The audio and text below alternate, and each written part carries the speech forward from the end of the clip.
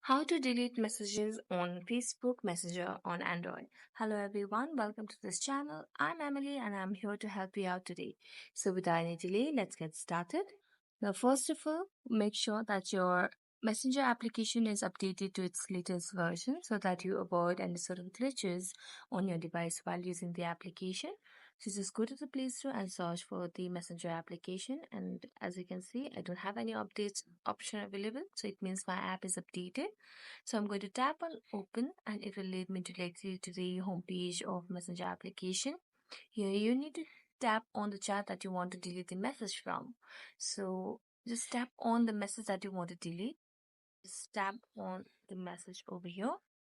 Then you can see the option below. So just tap on more.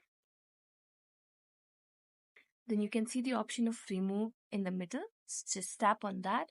And here you have two options of unsend and remove for you. When you tap on unsend, it will be deleted from both of your accounts. But if you tap on remove for you, it will be removed only from your account.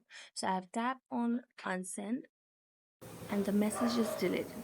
So thank you so much for watching this video. If you enjoyed it, don't forget to like, subscribe and hit the bell notifications. See you next time.